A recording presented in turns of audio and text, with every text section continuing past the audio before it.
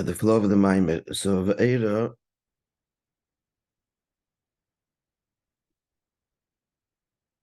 I appeared to the office implies the word Ve'erah. I appeared in the past and I'll appear in the future. So that has to be explained. And the pasuk said that Havaya Shmi Havaya Lo Nidaiti Lehem. I did not make known to them. So what was revealed in the past and what was be revealed in the future? That's the question. The next point he said was that Ein Kodim Le'Avis Ela Shloisha. We talk about the founding, the forefathers of the Jewish people. It does not include the Shvatim. They are not the fathers of every Jew. They are the fathers of individual tribes. But the others, their avodah shaykh to everyone. So, all to say, therefore, that we're going to explain about Voeira el Avrohom el Yitzchak vel Yaakov, both the past and the future is shaykh to everyone.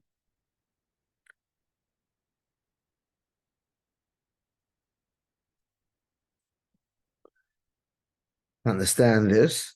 What's the past and what's the future? The past is Golus and the future is Geula. That's in the micro, as it were, the story of the Ovis. They were living pre-Geula, and then there'll be the Geula, that's in Gulas Mitzrayim. And in the big picture, overall, Yidden in Golus, and then Yidden in Geula. And that's going to be explained at the end, that Voeira, both past and future. So what is Golus and what's Geula? To understand it, he invoked the metaphor which the Novi Yecheskel uses, and that is describing Geula as birth. If Geula is birth, then obviously Golus is the pregnancy. So does explain what that means by quoting the Gemara in Nida that describes the Uber in the mother's womb. And that is that the head is between the knees, the mouth is closed, and the nourishment comes directly via the umbilical cord through the navel.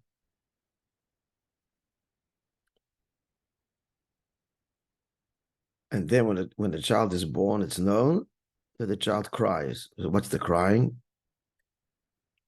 The cheder should be a simcha. Before this, the child doesn't see, doesn't hear, and now the human being does. So he stated that the crying is actually two things. It's also the past and the future. It's also conveyed in the Voeira, it would seem. And that is, Taka, the crying is tears of joy, chedva, like someone that is released from imprisonment, overcome with joy and tears. And there's also the tears of what was endured in the past.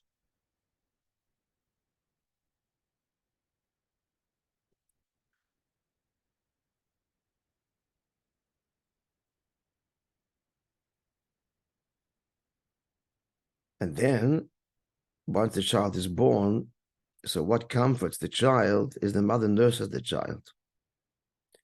That's the union of chalav, which now the child is nourished by. Now, all of these pratim and more, we have explained most of them, if not all of them. The Maimon goes on to explain are all physical expressions of ruchnis dike matzavim, states of golus, and then geula. Geula is when the child drinks from the mouth, from the milk of the mother. So all of this is explained. So that was till Ois Gimel. Now Ois Gimel, first introduced, we have to appreciate and understand the difference between Echad and Yachid. The conclusion of it was that Shema Yisrael, Hashem Elokeinu, Hashem Echad,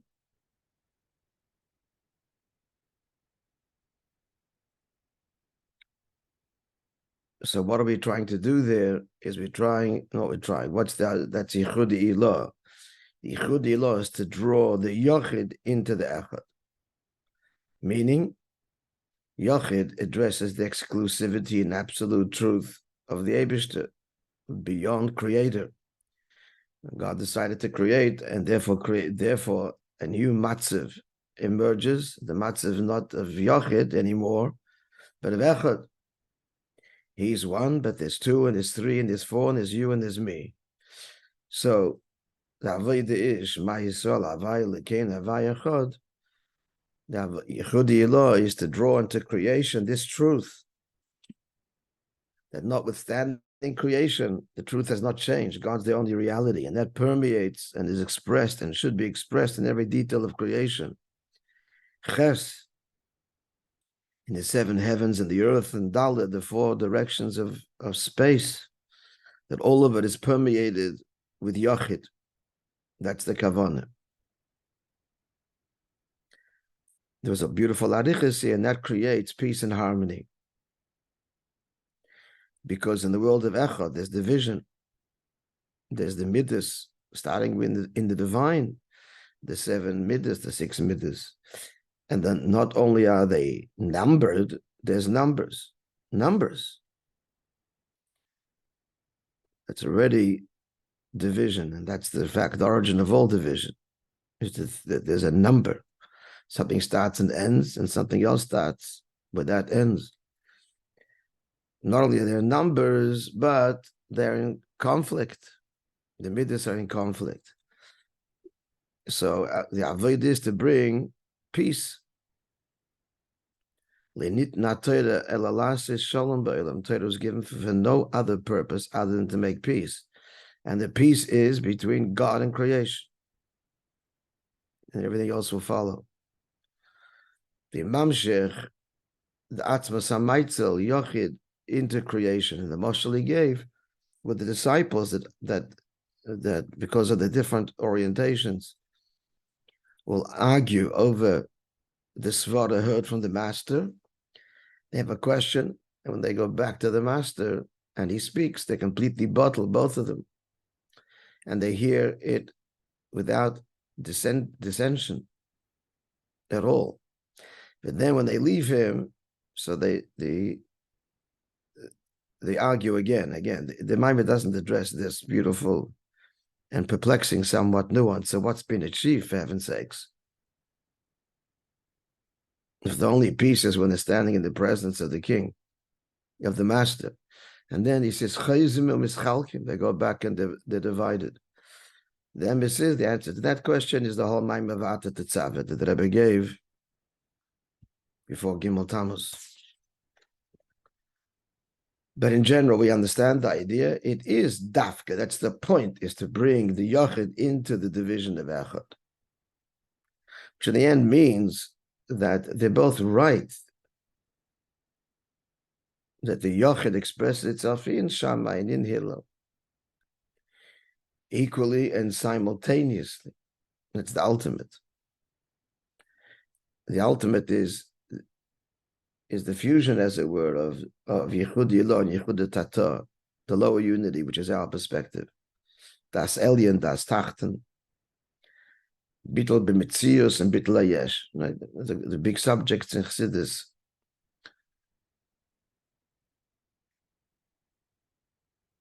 Again, I'll say that again, so that the ultimate in the end is that, well, which Svara is it? The answer is both, and it's all equally him. Shammai and Hillel. Chesed and Gevurah.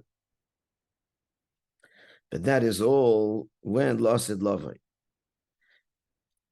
But Lasid Lavai will be the shleimus of the revelation of godliness in the world. Then will be Hashem Echad Shema Echad. But not now. Because now, going back to our mashal, we're in a state of Ibur. And everything we're doing, we're doing it mitzvah by mitzvah, but it's behelim. We do not see overtly the consequence, the results, the revelation.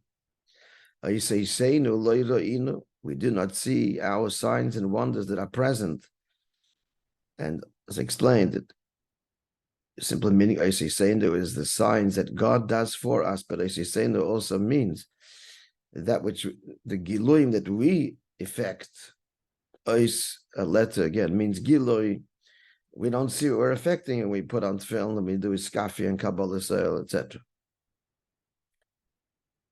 And the world continues to appear to be independent externally. But mitzvah by mitzvah, we are affecting this, as the Maimon beautifully explains, using the metaphor, which we're up to right now, so we get to an Al-Chazorah of pregnancy and birth.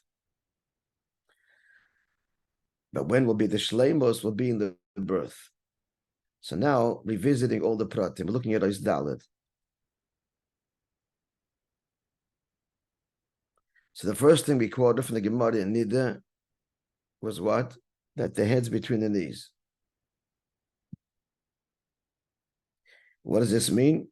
That the knees are Netzach Chod Yesod, the lower extremities of the soul, meaning to say, the external behavior components, not heart and mind. That's because now the Ikar Avodah is Ma'aseh B'Peil. And we don't have Havana and Asoga, and the heart is not aflame or trembling in awe. And that's the meaning of the head is between the knees. It has to be a head. If there's no head, there's no brain, then nothing happens. You're not saying there's no head, but you're saying that the head is between the knees, meaning it's all behelem, the seichel. We're talking about you and me.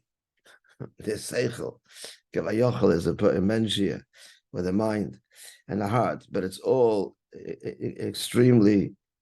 The word is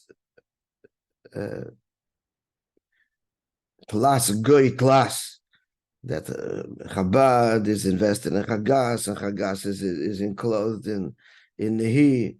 It's all submerged and very subtle in its effect and its experience.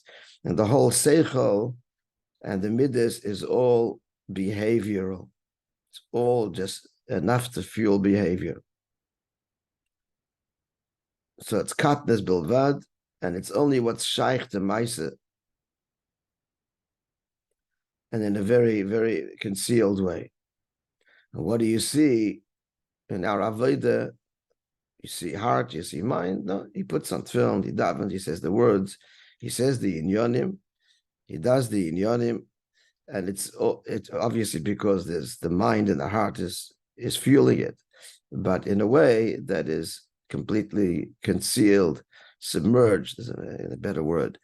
And the Poyal, the person's about behavior, which is the whole point of Tanya. Going deeper in Ois Daled is to appreciate the way we're nourished in the womb and after birth. So the difference is whether it comes through the mouth or through the navel. The difference is what's missing. Please tell me, somebody. Keywords. What's missing when it comes directly into the stomach? Taste. Taste. Processing. What's thinking of taste? Ta'am, taste, reason, tainug, reason, not the dry action, that action that's suffused with a gishmak and a reason and an appreciation. What's missing is the seichel. In seichel itself, we're talking chachma, which is where the tainug is found. That's why the tainug is when you in the discovery, an epiphany, that's where this intense tainug.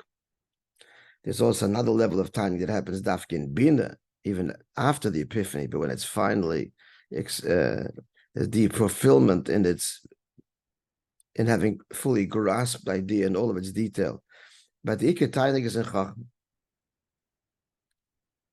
So that's what's missing.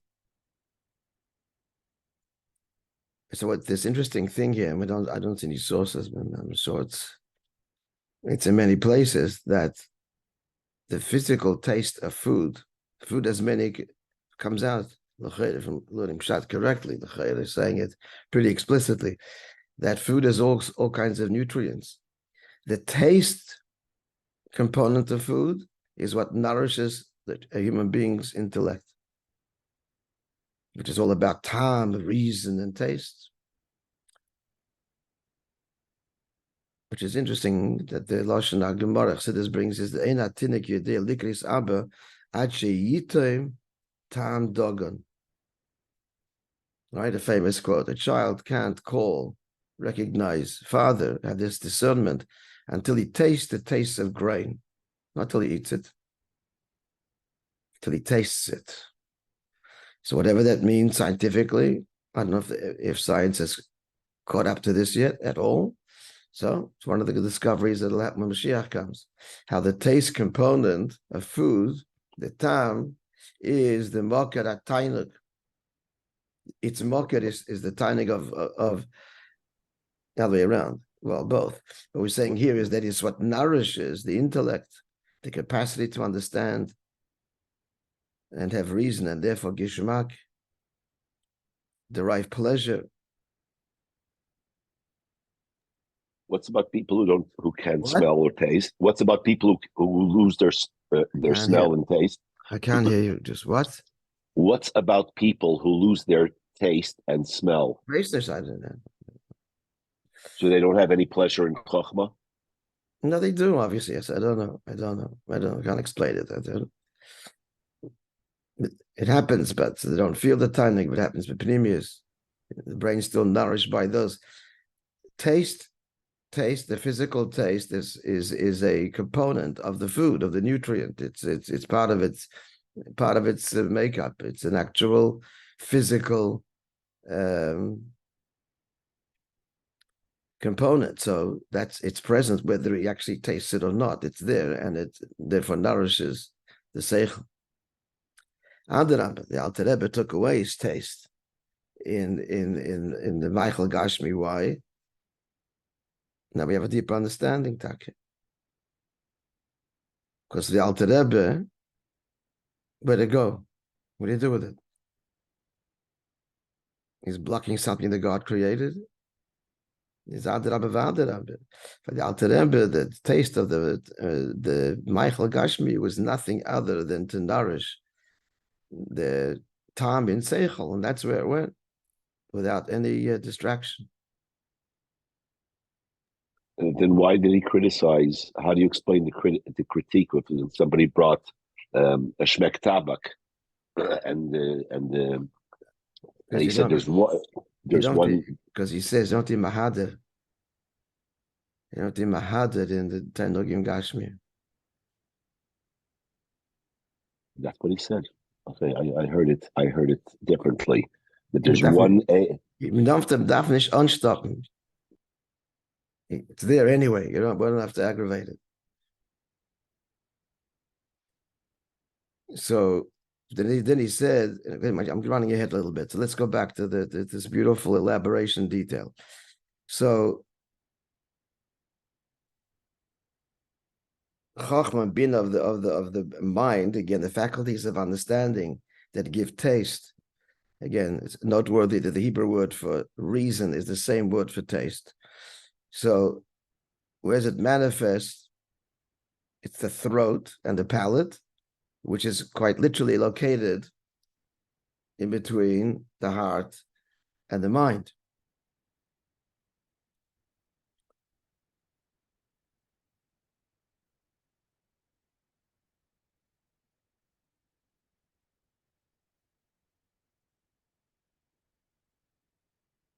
So that's implying that for the seichel to affect the heart, it's got to go through taste.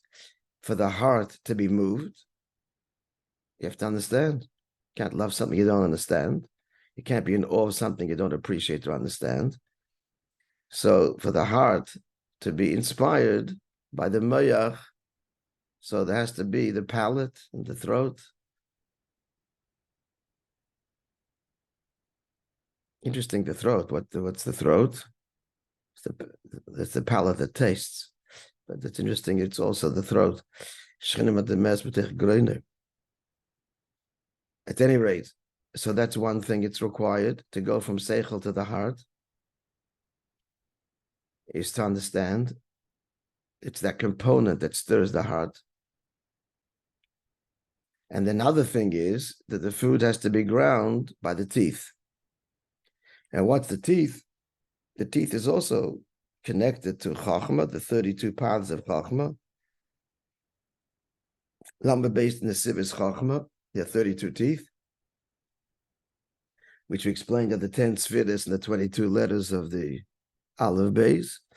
And it's Chachma is Beriru, as the Zohar says. It's with Chachma that discernment happens.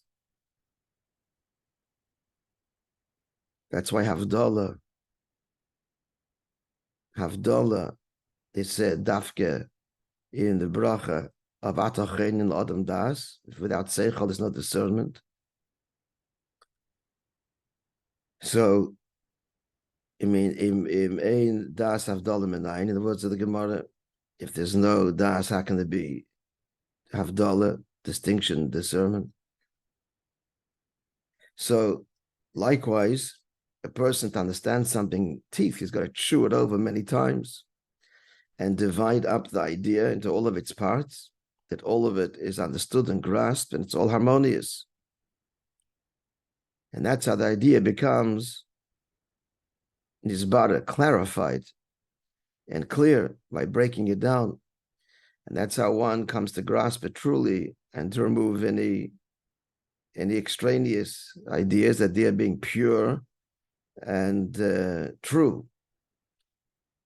And that's girsa shekoidim ha'iyun. This is the study of girsa before delving into individual parts or delving into the depth of it, like beans that have to ground up into small parts. And that's the meaning in Kuf Yutes, though the Malach says, Goris nafshi, my soul is being crushed.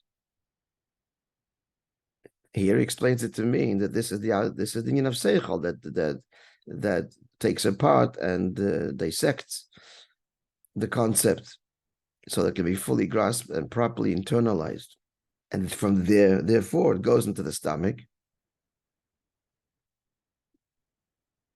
Now, what goes into the stomach is the gashmias of the food, the tam of the food. That's what we're saying here.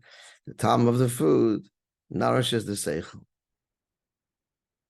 And the seichel is expressed in the tam of the food. But that's the way it is how when we're born, that's the healthy functioning, born human being. But in the mother's womb, so the food goes directly into the intestines, and it's not first refined, and the taste is not extracted. But the brain is still growing from the food. Without the brain, there's nothing. The child, God forbid. So it is being nourished, but it's beheld in a very concealed way. Is the brain nourished by the taste of the food that the child is nourished by? So that gives some chizuk to the moichin, to the brain, in a concealed way, not an overt way. And then he explains this in Avoida. A person can be alive and born, but he's really an embryo. He's a fetus in the mother's womb. Because this is always speaking of Shem Shemayim. So Shem Shemayim, this causes the koyach haseichel shebemaychel, which is the manifested in the town that fell in Shviras HaKelim. It's a very high source that falls down into Gashmias. So this strengthens his understanding in godliness, etc. For Shem Shemayim, he extracts the tam of the food and elevates it, and it nourishes his hasogas, his grasp of the divine. But if a person eats l'tiyavin just for the sensual experience, to fill his stomach, Bemis is not just to fill his stomach. He wants to taste it. The whole thing is, he wants to taste it. That's even a lower level. Here he's saying he's not eating to taste. He's eating because he's hungry and he wants to fill his stomach. But worse than that is, it's not just because to fill his stomach, he wants to enjoy the whole thing. Akoponim. At any rate, so then this, the food affects only his stomach, and it doesn't nourish him spiritually. That's the child in the womb. It does in a very subtle way to be exercised and used one day, but right now it's just filling him physically. So this is the whole avodah of nourishment. As the pasuk says, that Abishter says, we are, Hashem says, you are my Rayosi, my friend, Panasosi, you nourish me. We nourish Hashem. Shemefanasim lavim shebashamayim. Expression in the Zohar. What's the nourishment?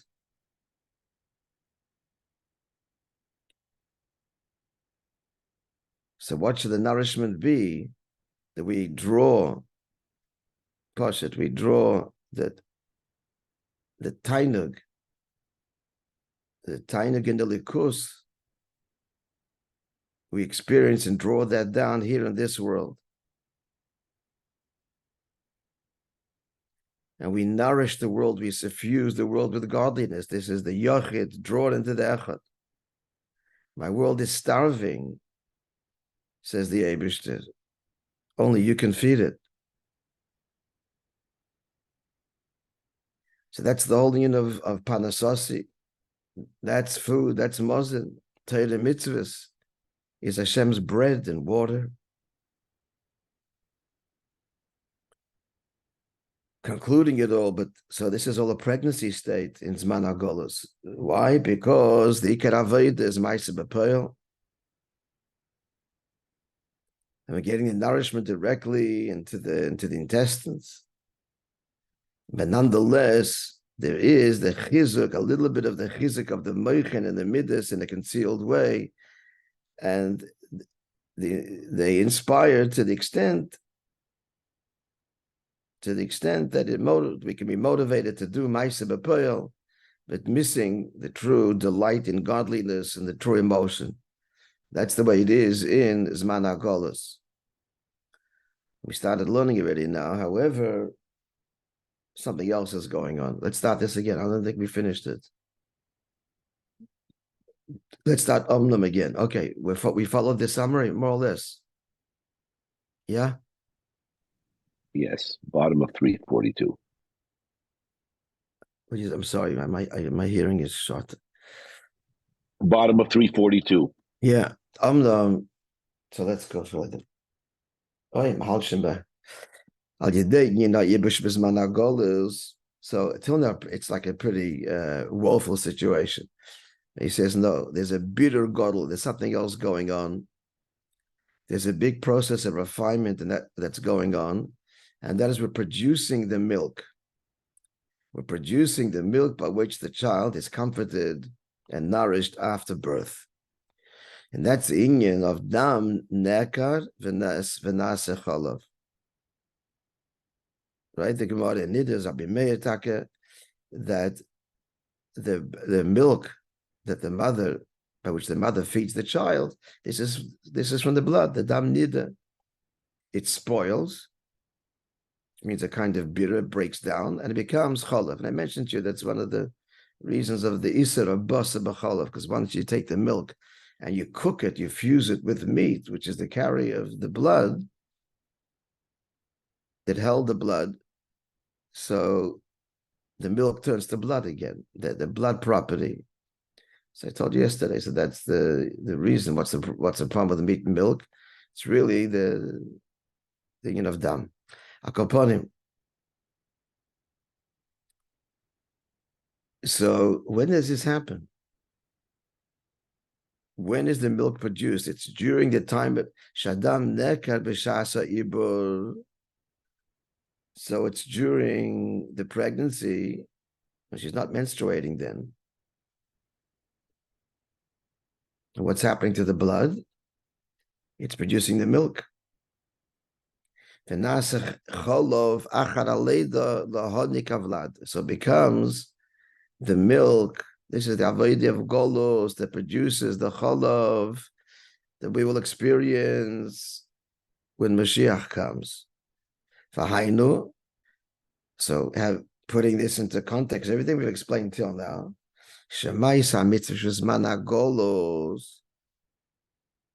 we're doing it, we're achieving an extraordinary thing. That in the actions of our mitzvahs and zman hagolos, mizbarer,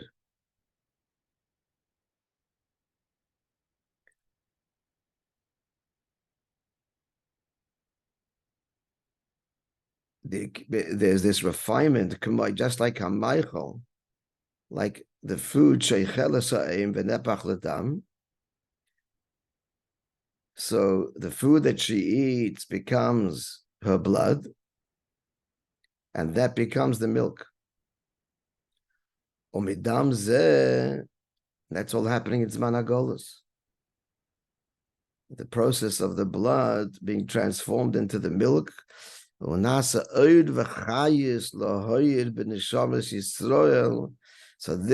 avodah dafkin zman hagolos is what creates the light and the chayis to illuminate Yiddish and neshamas. Next page.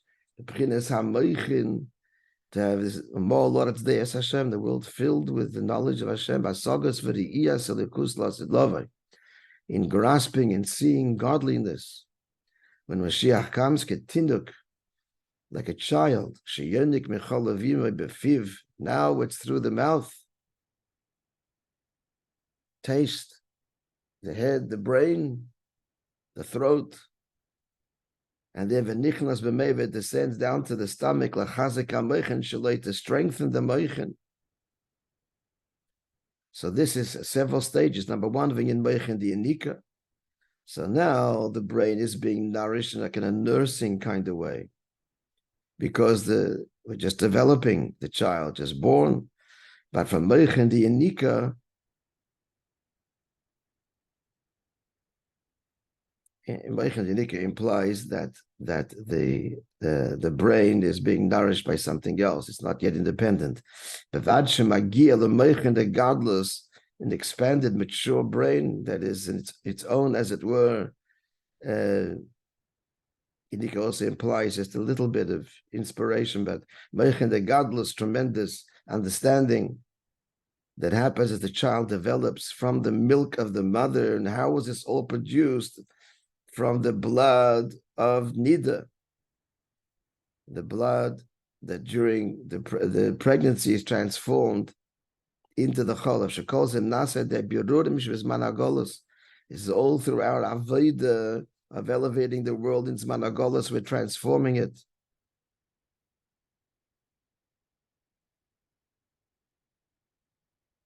Dam nida, basically, what's dam nida? Dam nida is potential life that's expelled from the body, so it's death, which is why she's tummy then.